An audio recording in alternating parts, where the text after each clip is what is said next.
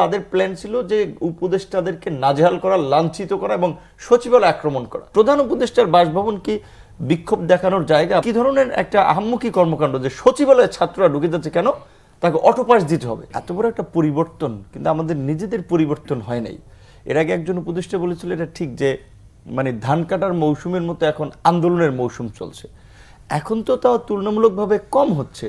নিশ্চয়ই আপনি লক্ষ্য করেছেন যে আই থিঙ্ক অগস্টের এই শপথ নেওয়ার কয়েকদিনের মধ্যেই শুরু হয়েছে, এমনকি প্রধান উপদেষ্টার বাসভবনের সামনে পর্যন্ত বিক্ষোভ মিছিল। মানে এটা রীতিমতো ফাইজলামি, না হলে ষড়যন্ত্র। যে প্রধান উপদেষ্টার বাসভবন কি বিক্ষোভ দেখানোর জায়গা? আপনি বয়স বাড়াবেন কিংবা কোনো দাবি দেওয়া নিয়ে, তারপরে শাহবাগ, প্রেস ক্লাব, এখানে সেখানে।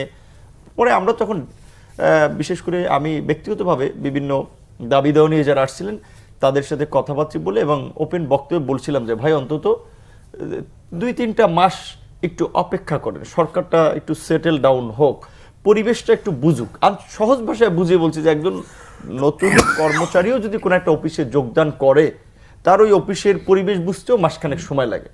তাহলে আপনারা একটু সময় দেন সরকারকে।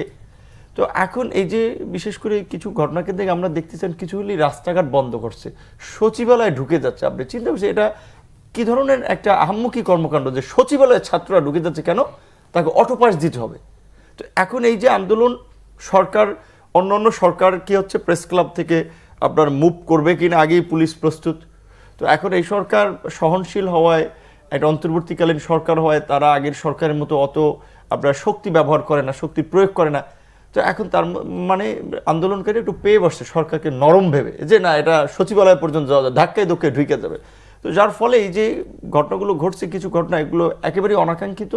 সেক্ষেত্রে অবশ্যই সরকারের এক্ষেত্রে উপযুক্ত পদক্ষেপ নেওয়া লাগবে। আন্দোলন যে কেউ করতে পারে, গণতান্ত্রিক রাষ্ট্রে নাগরিকরা প্রতিবাদ জানাবে, যেটা বললেন খালি চোখে যেটা দেখা যায় সেটা নেপথ্যে জানতে চাচ্ছি আমি। না, আমরা সেটা বলছি যে এই আন্দোলনগুলো ধরেন ছাত্ররা সচিবালয়ে ঢুকে যাবে, নিশ্চয়ই হয়তো ধরেন একটা পপুলার দাবি নিয়ে কোনো ছাত্র ফেসবুকে লিখেছে কিংবা কিছু বন্ধুদেরকে একত্রিত করেছে, বাট দেখা যায় দুজন পেছন থেকে অন্য চিন্তা ভাবনা আছে, যেটা ওই আনসার আপনার আন্দোলনের মতো, যে নিরীহ আনসার কেউ ভেবেছে হ্যাঁ আমরা সরকারের দৃষ্টি আকর্ষণ করে বেতনটা বাড়িয়ে নেব সুযোগ সুবিধার জন্য। কিন্তু দেখা যায় বড় একটা গ্রুপ ছিল, তাদের প্ল্যান ছিল যে উপদেষ্টাদেরকে নাজেহাল করা, লাঞ্ছিত করা এবং সচিবালয় আক্রমণ করা। তো ভিতরের খবর তো আর সবাই যায় না। তো এই যে আন্দোলনকারী পতিত স্বৈরাচার সরকার কিন্তু নানাভাবে সরকারকে অস্থিতিশীল করার জন্য চেষ্টা করছে, যেটা মির্জা ফখরুল ইসলাম আলমগীর সাহেব বলছেন যে ইলেকটেড গভর্নমেন্ট না আসা পর্যন্ত নানান ধরনের অস্থিরতা তৈরি হবে, এবং বাস্তবতা সেখান থেকে কিন্তু এগুলো তৈরি হচ্ছে। কাজে এই আন্দোলন, আমি অনুরোধ করব আমার যারা ভাই বন্ধুরা সহকর্মী আন্দোলন করছে তাদের প্রতি, আমি সহনশীল দাবির সাথে একাত্মতা পোষণ করি, যে কোনো যৌক্তিক দাবির সাথে, কিন্তু অন্তত এই যে 3 মাস গিয়েছে, নেক্সট 3 মাস 6 মাস পর্যন্ত কোনো আন্দোলন হওয়া উচিত না।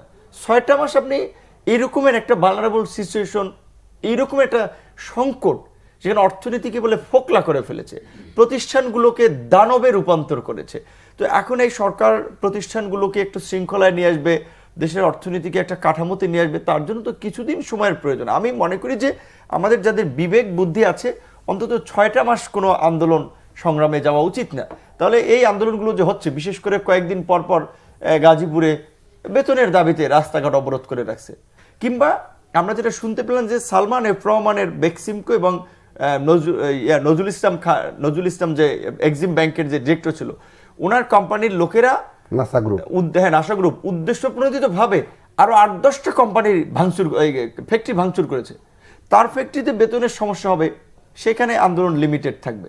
অন্য ফ্যাক্টরির কেন কাজ ভাঙচুর হবে, গ্লাস ভাঙচুর হবে? তার মানে তাহলে বোঝা যাচ্ছে ওইখানকার শ্রমিকদেরকে উস্কে দেওয়া হচ্ছে, এবং এই আরএমজি সেক্টরটাকে আপনার ডাউন করার জন্য, মার্কেটটাকে ভিয়েতনাম, ইন্ডিয়া, কম্বোডিয়া এইদিকে শিফট করার জন্য এইখানেও বিদেশি একটা ষড়যন্ত্র আছে।